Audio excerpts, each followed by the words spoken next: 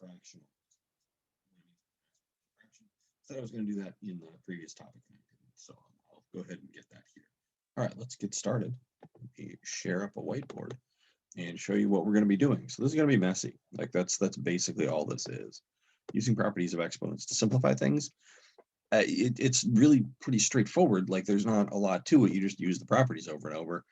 But the thing that trips people up is that it's a giant mess a lot of the time. Like the problems start out super messy. So let me just kick it off with something medium hard, right? So it's not too terribly bad, but a little bit hard. Oops, sorry, looking at the wrong page here. I got these written down, or I'm stealing them out of a book, and I want to use a specific one. So let's do like this: 2x to the negative 7, y to the 4th, all to the 4th, divided by 5 to the negative 1, x squared, y to the 6th. 5 to the negative 1, x squared, y to the 6th. Okay, so all we're going to do is we're just going to just use properties of exponents, as I said. So I want to go back to the definition of properties of exponents, right? So, or definition of what an exponent is. So if I have like, what do I want to say here? So if I just have x to the 3rd, right? That's just x, right? It's 3 copies of that. So if I have something like this, that is 2x to the negative 7th, y to the 4th to the 4th, the thing I want to concentrate on is that it's something to the 4th. So it's just 4 of these, 4 of whatever's in here, right? And so I'm going to write it down here because I need a little bit more room. So that is just going to be 2x to the negative 7. And by the way, when you're doing these, don't spend all the time writing them out that I'm about to. I just want to show you how this works. 2x to the negative 7, y to the 4th, 2x to the negative 7, y to the 4th, 2x to the negative 7, y to the 4th. That's the top. Right, and then the bottom is the same thing, 5 to the negative 1, which we'll worry about later. X squared, y to the 6th. The reason I bring this up is that I want to point out that everything here in this top row is multiplication, right? I know it's got parentheses around it, but those parentheses are just there to tell you to multiply. They're not there because these things are particularly separate from each other. They're just there to mean multiply these things together, right? So we're just gonna, oops, I lost my pencil because it gets stuck on eraser. So this is all just times. And everything in between here is times too. Times. Many multiplications here.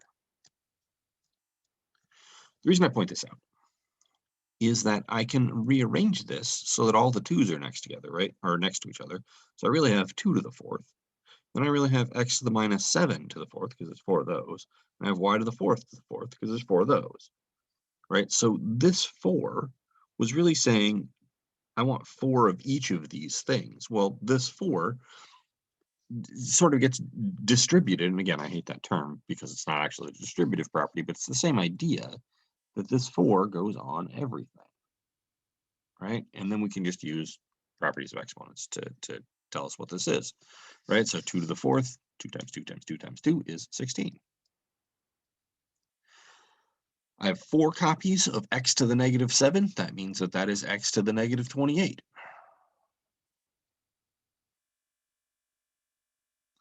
And then I have 4 copies of y to the 4th, so that is y to the 16th power. The bottom is 5 to the negative 1, x squared, y to the 6th. Okay, so from here, we have to figure out what to do with negative exponents. I'll give you the answer is that they're on the wrong side of the fraction, essentially. Like if you remember that negative exponents were 1 over whatever the base was to that power. So this is really, I'm just going to use the definition here, and then I'll show you the shortcut, and then we'll just use the shortcut in the future. So this is 16 times 1 over x to the 28 times y to the 16th,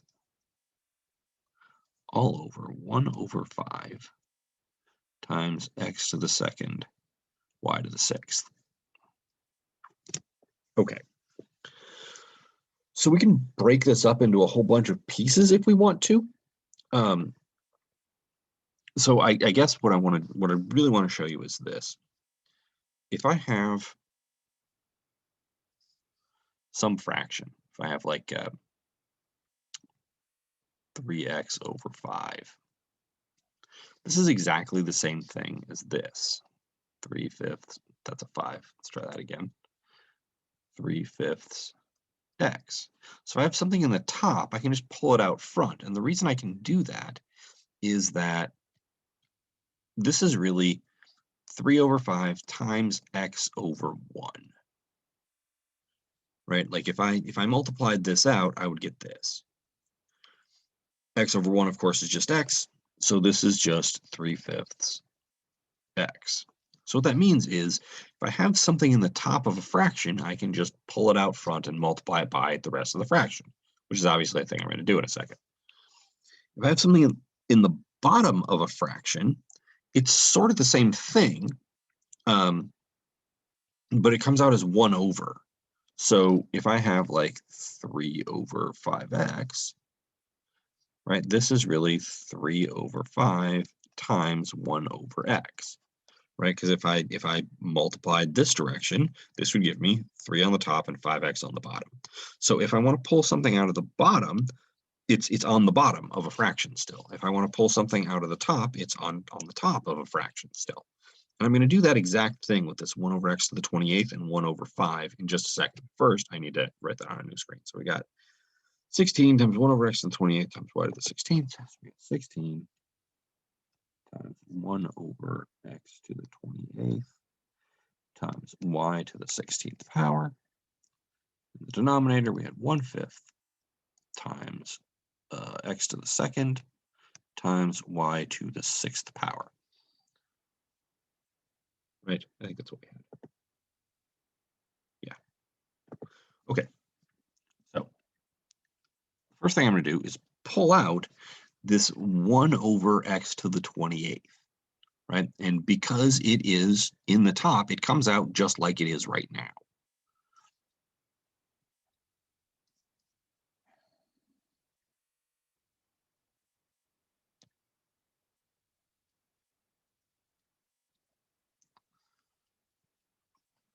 And I'm also going to pull out the 1/5. Now it's in the bottom, so it comes out flipped over, right? 1 over whatever I'm pulling out of the bottom.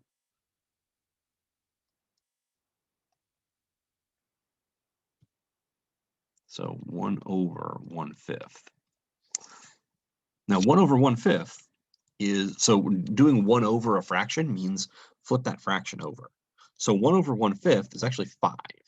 You can actually check that in your calculator if you want to. 1/5 is 0.2. If you do 1 over 0.2, you'll end up getting 5. So this is really this 16 y to the 16th over x squared y to the 6th times 1 over x to the 28th times 5. 5 over 1. All right, now I'm going to go ahead and cancel stuff. Well, I'm actually not going to cancel stuff. I'm going to point something out, actually. I want you to see where the x to the 28th ended up and where the 5 ended up based on where they started, right?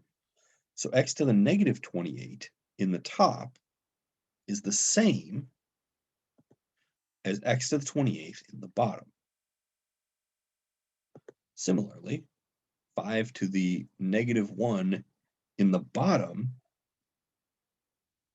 is the same as 5 to the, this is a positive 1 here. When something doesn't have an exponent, it's got an exponent of 1. That's the same as 5 to the 1 in the top. So the easiest way to think of negative exponents when you have a fraction like this is that it just sends them to the other side. The other side of the fraction, I should say. Top to bottom, not right to left, right? So this comes down, and this, no, not that. I circled the wrong thing. This guy right here, which is 5 to the negative 1, I didn't write that very well, but it goes up. And when you've got a fraction, that's really all negative exponents do. They just send things to the other side. So I'm going to go ahead and cancel stuff and then multiply everything out. Combine like terms is probably, or not combine like terms, but multiply my like exponents together, right? So 16 times 5 is 80. Y to the 16th and y to the 6th cancel, leaving me 10 y's on the top, right? I have 16 y's on the top and 6 on the bottom, so 6 of them cancel. So this cancels here and leaves me 10 of those. So I'm going to have 80y to the 10th in the top. In the bottom, I have x squared and x to the 28th. That gives me 30 x's, so that's over x to the 30. And then I am done. It's generally desirable to write things with all positive exponents, just to keep them simpler, basically. Negative exponents aren't bad or wrong; they're just not as nice to deal with. So when you're doing this, you want to, in general, leave things in with positive exponents. But anyway, that's the basic idea. So let me just back up a second. We learned two shortcuts here. One of them was when you have something that's all multiplication inside parentheses, and it's all raised to a power, you can distribute that power to everything. And when you have a negative exponent, when you have just something hanging out as a negative exponent, you don't want to do that here necessarily, right? Because this isn't really x to the minus 7, it's actually x to the minus 28, so be really careful with that. Don't just go sliding stuff around, you still have to do order of operations. But when you just have like x to the negative 28 here, I can just break that down and call it x to the 28th in the bottom, right? Negative really means you're on the wrong side of the fraction. Just move it to the other side and you're good. Okay, great. Let's do one more, and then I want to talk about what it means when your exponent is a fraction. So let's see here. Which one was I doing here? That is a gigantic mess. I don't want to do that one. Let's do that. Yeah, so we'll do these 6b to the positive 5, c to the negative 2 over 7b squared c to the 4th. 7b squared c to the 4th, all to the second power? Second power. Okay, so now if you remember, we had a rule where we could distribute the power outside to everything to the top and bottom separately. That was one of our main exponent rules. And also, we just learned a rule that we could distribute it to everything being multiplied. So this 2 really goes on everything in here. But that's not what I'm going to do first. It wouldn't be wrong to do that, by the way. I could write this as 6 squared, b to the 10th, c to the negative 4, 7 squared, b to the 4th, c to the 8th. But there's a better thing to do, and that is to simplify inside first. If you have a bunch of stuff in parentheses, in general, you're going to have an easier time if you simplify first before you start doing stuff to everything in the parentheses. The reason for that is sort of a general concept in problem solving in math, which is make things simpler before you make them harder. So if you have a problem that's going to go that your start point is here and your end point is there, and you have two options of go hard then easy or easy then hard, this bottom one is the one you want. And the reason is, if you go make it easier than harder, in the middle here where you're working on it, it's easier. As opposed to if you go harder than easier, in the middle here, it's harder. And then you make it easier at the end. You want to make it easier first so that while you're working on the problem, the things you're working with are as simple as possible. It's not wrong to do it the other way. It'll probably work, but I'm going to do it the easy way. Okay. And what that means is simplify first, then do things that make your numbers bigger, right? So I'm going to do things to make my numbers smaller first. I'm going to cancel. And then when I'm done with that, I'm going to do things to make them bigger, right? I'm going to go small then big because that'll make it easier in the middle of the problem.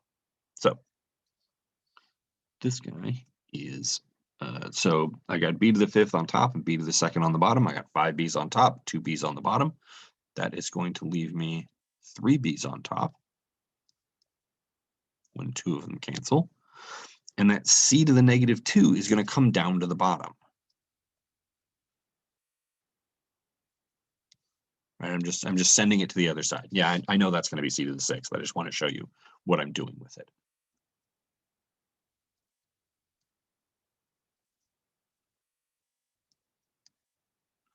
And now, because I have canceled some stuff out, there's less work to do. The 2 still gets distributed to everything. 6 squared is 36. B to the 3rd squared is b to the 6th. 7 squared is 49. And c to the 6th squared is c to the 12th.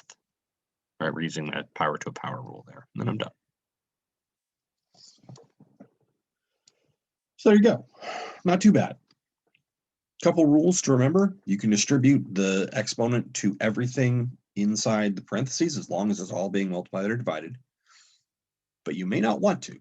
You may want to simplify first and then make things bigger later, right? So smaller first, bigger later. That's generally going to be the easiest way to do things. As always, there's exceptions, but that's a pretty good rule of thumb. Secondly, negatives, just go to the other side of the fraction. Negative exponents, I should say, just go to the other side of the fraction.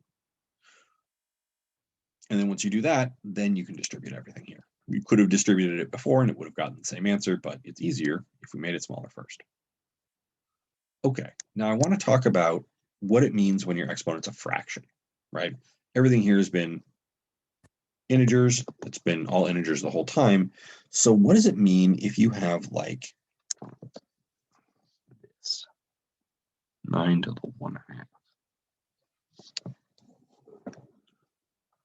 Right? That's how do you multiply 9 by itself half a time? Right? That doesn't even make logical sense that you could do that. You can, sort of. So here's what I'm going to approach this obliquely, right? I'm not going to go directly at the problem of figuring out what 9 to the 1/2 is. Although if you typed it down on your calculator, you could find out. It turns out it's 3. So let's see why this is 3. So I want to use one of my rules of exponents. I want to use the power to a power rule to say that 9 to the 1/2 to the 2 has to be 9 to the, well, 1/2 times 2 is 1, which is 9. What that means is that this stuff in here, when I square it, right, when I raise it to the second power, when I raise that stuff I've got in the red circle to the second power, gives me 9. Right? And so if I just said, I have something that when I raise it to the second power gives me 9, I think we could agree that the thing that I have to raise to the second power to get 9 is 3. And so that's why these things have to be the same.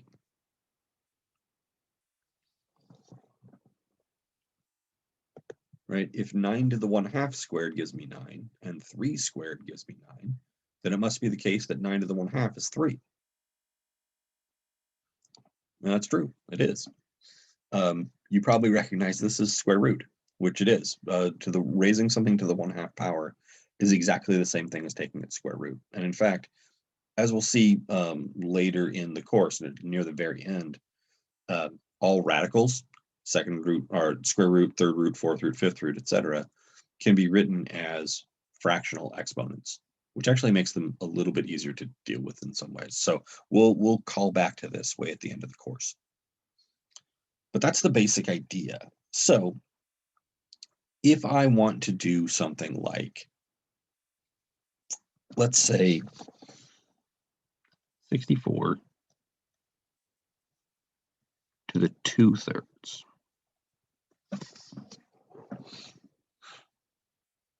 Well, I have to figure out what 2/3 means instead of 1/3, right? So the way I want to think about it is I want to use this rule again, that x to the a to the b, excuse me, let's try that again, to the b is x to the a times b. But I want to use it backwards. Instead of starting with this and going that way, I want to start with this and go that way.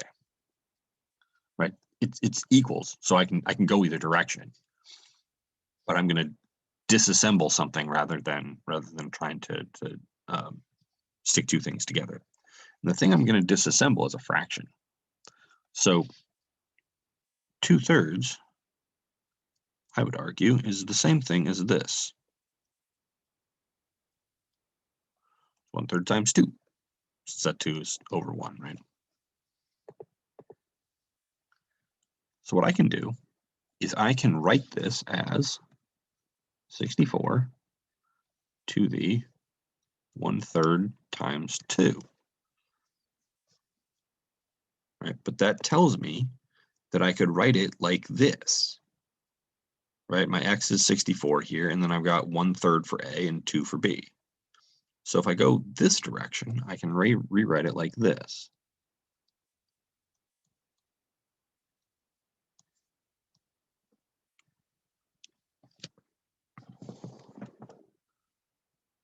So now I can figure out what 64 to the 1/3 is and then square it. So that's what I'm going to do. So 64 to the 1/3 is whatever number I would need to raise to the third power to get 64. In the same way that 9 to the 1/2 was the number that I needed to raise to the second power to get 9. So I need to find some number that when I raise it to the third power gives me 64, and that's what 64 to the 1/3 is. So it turns out you can just jam this in your calculator to find that out, but that number is 4. If I raise 4 to the third power, I'll get 64. 4 times 4 times 4 is, well, 4 times 4 is 16, times 4 is 64. That's why I picked this number. Right, so this is 4 to the second, which is 16.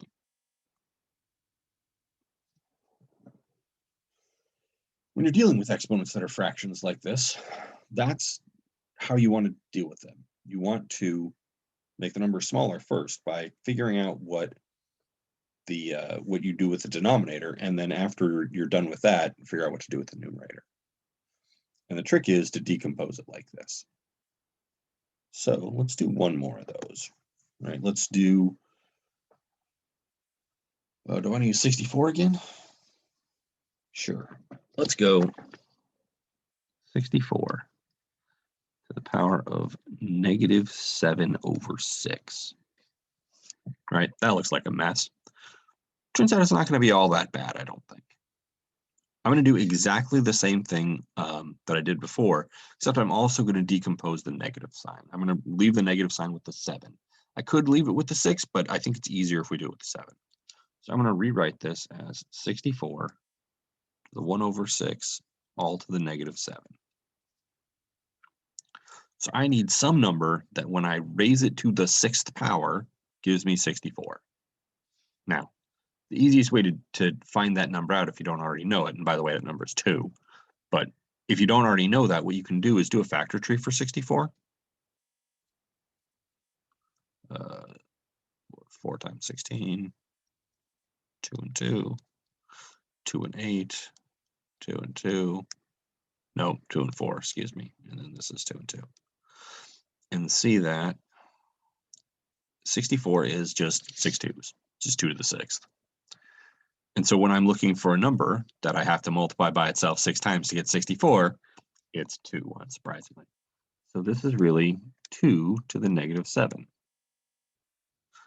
2 to the -7 is 1/2 to the 7th power. And again, you can just jam this in your calculator if you want, but it's actually relatively easy to know what 2 to the 7th is. If 64 is 2 to the 6th, then 64 times 2 must be 2 to the 7th. So 64 times 2 is 128. So this is 1/128.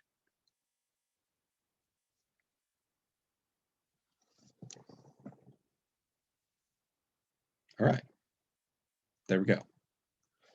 Now, aside from that interaction with numbers, exponents that are fractions just behave like any other exponents. They use all the same exponent rules. Everything's the same, right? There's literally no other things to do. Now, sometimes it gets a little messier because the numbers are fractions, and so you might when you have to add them together, right? You got to get a common denominator and do all your fraction adding nonsense. But the rules don't change. They're literally the exact same. So let's see what that sort of thing looks like. Grab a different problem here. Steal one from a different section. All right, so how about, yeah, that looks like a good choice. 32b to the third, all to the 3/5 over 16b to the third to the 3/2. 16b to the third to the 3/2. All right, so we're gonna have to simplify these things to make them all work out. So the first thing I'm gonna do is leave the numbers for the end. I'm not gonna worry about them. I'm just gonna take this 3/5 power, distribute it to both things. This 3/2 power, distribute it to both things. One thing I do want to caution you about is that this 32 and this 16 don't cancel, because that's division. When you're canceling like this, what you're really doing is division. And we have some exponents to do first, so we still have to do PEMDAS. You got to be really careful of the order of operations. Right? Normally you'd want to cancel that, but I can't do the multiplication division part yet. I still have to do some exponents. And that exponent stuff is to distribute my 3/5 and 3/2. So be really careful about that.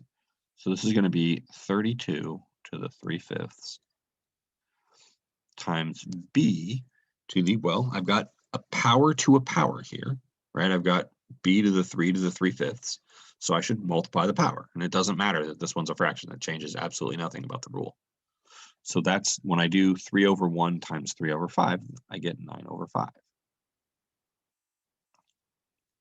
And in the denominator, I'm going to get 16 to the 3/2 times, and same thing, b to the 3 to the 3/2 is b to the 9/2.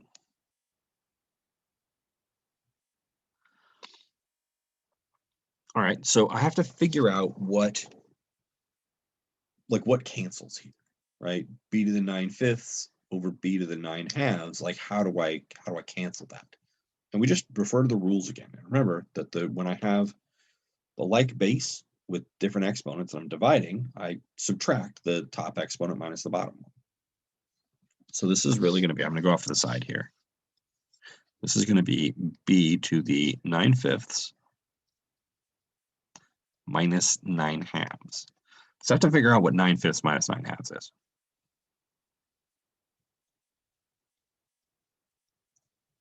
So I'm going to get a common denominator of clearly 10, right? First one gets multiplied by 2/2.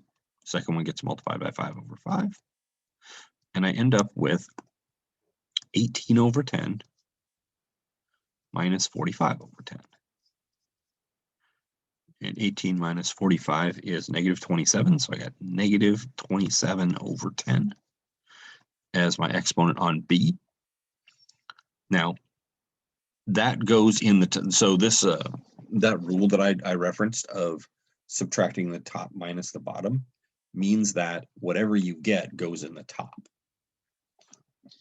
which I don't think I specified that before, but that is what it means. So this is going to be 32 to the 3/5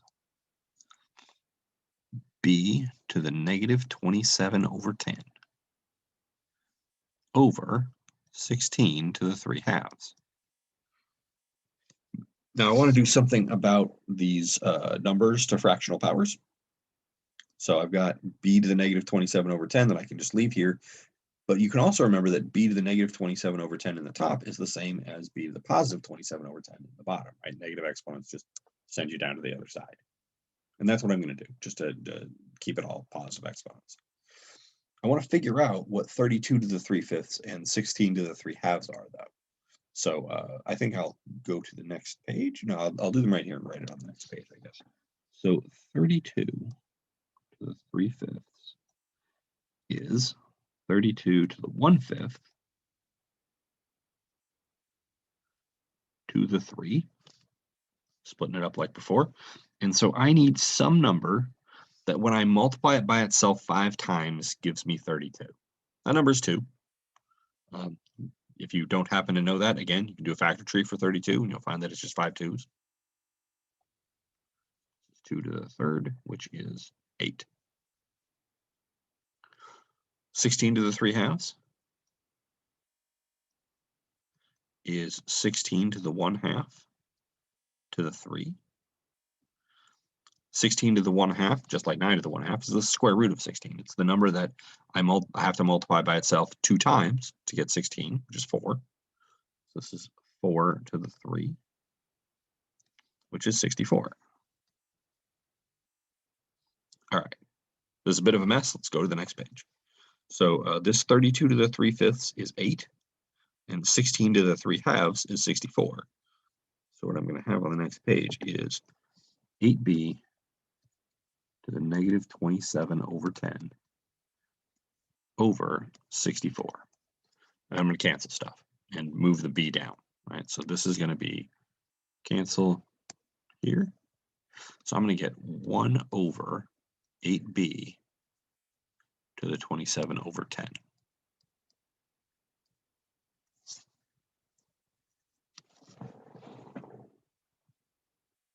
All right. So this is what I meant when I started the introduction by saying it's not hard per se, right? Every one of those steps was relatively easy. However, there's a lot and it's messy. This only had one variable and the numbers worked out all nicely. And yeah, and it was still kind of a pain because of all the fractions and the negatives and having to understand what numbers to a fractional power mean. Like there's a lot there. No one of these steps is too hard to do, but when you stick them all together, the whole thing gets long and difficult. So when you're doing this, you want to I will make a pitch to you that I make to all my students, which is the way to go fast is to go slow. And I know that sounds dumb, but it's true, because the thing that makes you take a long time on a math problem is not so much that each individual step is slow. It's when you have to do the steps multiple times because you messed it up in the middle, right? That's the thing that takes a long time. You'll have enough time to finish everything if you just go slow on each step and do each step really methodically. And I know it's very hard to make yourself do that, especially on a test, right? Like that's just a hard mindset to get into, but it's the right one. It does work. So when you're doing these, tell yourself, all right, what do I need to do next? You're going to look at this and see something that looks like a giant mess. Say, oh my God, what do I even do? Rush through everything. Don't rush through everything. Don't rush through everything. That's the opposite of what you want to do. What you really want to do is say, okay, one rule at a time. I'm going to methodically apply my exponent rules. I'm going to take this 3/5, goes on everything in the top. Take this 3 halves, goes on everything in the bottom. I've got this. You probably could do some more steps here, right, to figure out what b to the 9/5 over b to the 9 halves is, but don't, right? Just do the one step and stop. Now we have a simpler problem. Do that again. Figure out what b to the 9/5 over b to the 9 halves comes out to be, right? Go off to the side and do that. Write that in. Could you simplify these at the same time? Yeah, but don't. You totally could, right? We could have gone down here and done this all at the same time, and that would be a terrible idea. Because we want to keep things simple, be slow and methodical, right? This one step, we do that. Then this one step, we figure out what that is. And this one step, we figure out what that is.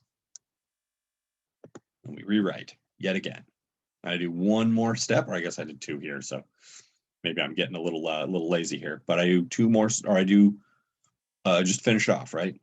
Cancel, bring the negative down. Nothing in there is too hard for you to do.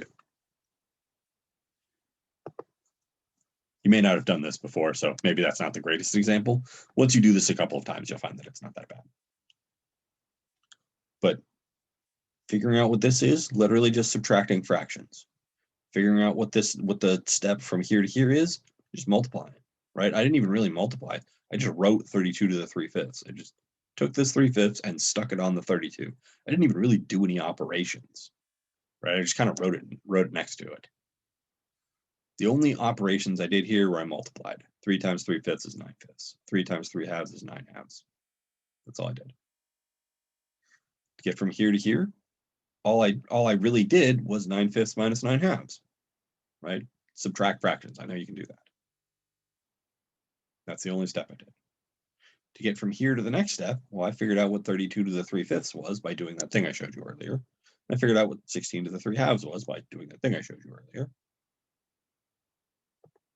Then I rewrote it. And I canceled, moved my negative exponent to the bottom. That's it. That was a bunch of steps, but all the steps were pretty easy. And that's the way to approach these. Don't try to go through them fast. If you try to go fast, you're going to make mistakes. It's not going to be great. If you go slow, be methodical, it will work much better, I promise. That's why I was doing it slow and methodical, so you would see what it looks like. Let's do one more terrible example. And I think I will call it a video. So I have a horrible one lined up over here. Oh yeah, that's awful. Yeah, let's do that one. Okay, so I got 27x to the 1/3, y to the 3/4. Why is that a y? Yeah, y to the 3/4 over 8b to the negative 2/3. Oh, sorry, they're using b. I was making x and y. I apologize. That's actually an x. X to the negative 2/3, y to the 1/2. All to the power of negative 4/3. All right, that looks like a sufficiently awful problem. There's negatives and fractions everywhere. It's going to be a mess. Let's do it. Surprisingly, this actually isn't going to be that much of a mess. I know it looks horrendous, but it's really not all that bad. As before, I want to simplify inside first before applying the fraction outside, or before applying the exponent outside, because I want to make things simpler before I make them harder.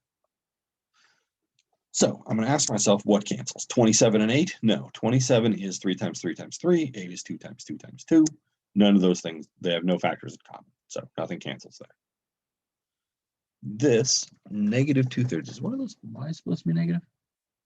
No. So this needs to come up to the top. So let's just do that. I'll do that one step, and we'll worry about the y's in a second. And I'm going to ignore the negative 4/3 for now. And when I say ignore, I'm going to put it on the next step and not do anything with it. So we're going to have 27 x to the 1/3, x to the 2/3, y to the 3/4. All right, all I did was shove that 2/3 in the top. And the bottom is 8y to the 1/2. All to the negative 4/3 power. Now all of my exponents inside the parentheses are positive. That's great. So let's simplify, right? I can simplify these and these.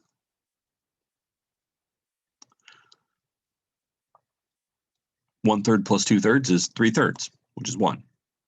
So that in the top is x to the 1, which is just x. Now, if you want to write it as x to the 1, you can. Everyone will think you're a rookie, but you can do it. So it's okay to write it as x to the 1. I'm not going to. I've been doing this too long to write my ones. I'm going to go off to the side here and figure out what 3/4 minus 1/2 is. So 3/4 minus 1/2. If you can visualize a circle divided into 4 pieces, I bet you can just look at this and go, oh, I know exactly what that is, the fourth. Or 75 cents minus 50 cents, right? 3/4 of a dollar minus half a dollar would clearly be a quarter. However, you can also just get your standard common denominator. 3/4 minus 2/4 equals 1/4, as we said. So we're going to have y to the 1/4 in the top. Remember that whatever you get out of here goes on the top. So 27x y to the 1/4 over 8. And that's all to the negative 4/3. Now, I hope that looks a lot better to you. It certainly looks a lot better to me. I want to show you one more trick here, which is that if you have a fraction to a negative power, if you flip the fraction over entirely, the power and make the power positive, that's really what a negative power does to fractions. So let me go over here and justify that statement to you. Right? If I have, let's say I had x over y to the negative 4. Right? This is the same thing as x to the negative 4 over y to the negative 4, because I can distribute to a fraction. Then this power, because it's negative, goes to the bottom, and this one, because it's negative, goes to the other side, to the top, and so I end up with y to the 4th over x to the 4th. Well, I can kind of factor that 4 out, and that's not what I meant to do, and think of this as y over x to the 4th, which you can see the net result is that the thing inside got flipped over and the power changed sign. The reason I bring that up, obviously, is because I'm going to do that right now. I have a fraction to a negative power. So the easiest thing to do is to just do that thing I did, just flip the fraction over, make the power positive. What you can do is I could take this negative 4/3, I could put it on every single one of these. Notice that they're all negative now, and send them all to the other side of the fraction, which is just flipping it over. So instead of doing that, I'm going to do that thing I just showed you, where you can make the power positive, right? If it's already negative, you can make it positive and flip your fraction over. If you really want to, if it starts positive, you can actually make it negative and flip the fraction over too. That doesn't come up very much, though. It's not, you usually don't want to make more negatives. It is a thing that's legal, though. So this is 8 over 27x y to the 1/4, all to the 4/3 power. All right, I'm going to go to the next board here and rewrite that. 8 over 27x y to the 1/4, all to the 4/3 power. And now it's time to put the 4/3 on everything. I've got this as simplified as I'm going to make it, as I'm going to get it. It's time to put the power onto everything. So this is going to be 8 to the 4/3 over 27 to the 4/3, x to the 4/3, y to the, well, I'm going to do 1/4 times 4/3. Let's go off to the side and do that.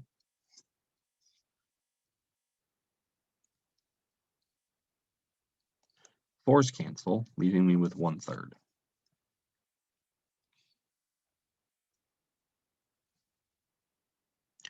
Okay, so there's nothing to do with the x's and y's anymore.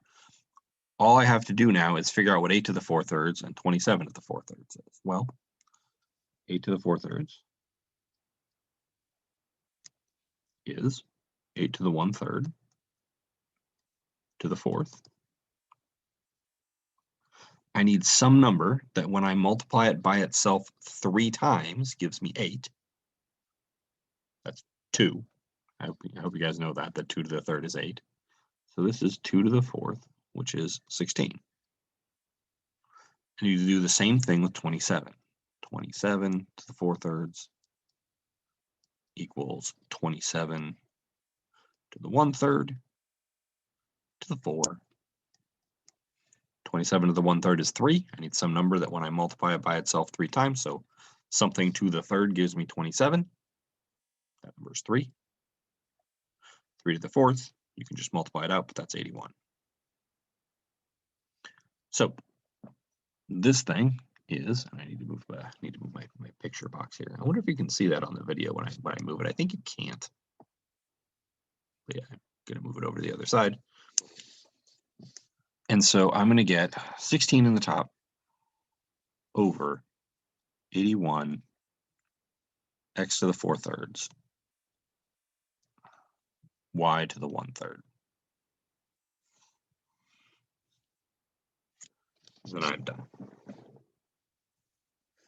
So the way to know that you're done, nothing else cancels. You only have one of each variable, and none of the variables are, or none of the powers are negative, so you'd want to move them to the other side of the fraction. So this is as simple as I can make this thing. So I am done. So again, let me re-emphasize the key element of doing these problems is that you should go slow. None of the exponent rules are all that hard, right? I mean, maybe you just learned them, so they're a little tricky, but each one of them individually is not so bad. It only gets bad when you try and do it all at once and it turns into this giant swamp of numbers and everything turns into a huge mess. So don't do that. Go slow, be methodical. Don't be afraid to use a lot of scratch paper, right? That's totally fine. And just be really careful at each step, making sure you're doing it right each time. And as long as you are, will end up happening, so you will get to the answer eventually. And that eventually won't be as long as you think it is. As long as you're careful about using the rules, you'll get there in a couple of minutes. Even a long problem only takes 4 or 5 minutes if you're being careful and slow and doing every step, being careful to do every step right. You'll get there in just a couple of minutes. And I know that you think to yourself, that sounds like nothing. It'll feel like a lot because you have to think super hard for those 5 minutes, which is surprisingly hard to do. Like it's really hard to have enough concentration to last more than a couple minutes of really working at a problem. But that's the trick to doing this. These things are messy. They're not. None of the steps are individually hard. They're all pretty apparent what you should do, right? Keep simplifying things, cancel, use the rules of exponents. That's pretty much it. Eventually you just keep using the rules and you get to the answer and then you're done, right? That really is it. So yeah, I think I want to leave you there. Let me make sure I'm not missing anything. No, not really. Oh, I will make you one promise. I will not, at least until the very end of the course, I will not give you something like this that doesn't work out nicely. Everything I give you will be friendly, right? So 8 to the 4/3 is totally fine because 8 has there's a nice number that when I raise it to the third power gives me 8, right? I wouldn't give you like 10 to the 4/3. 10 to the 4/3 just requires a calculator. Like there's just nothing you can do with that. Other than just type in 10 to the 4/3 into your calculator and get some decimal approximation.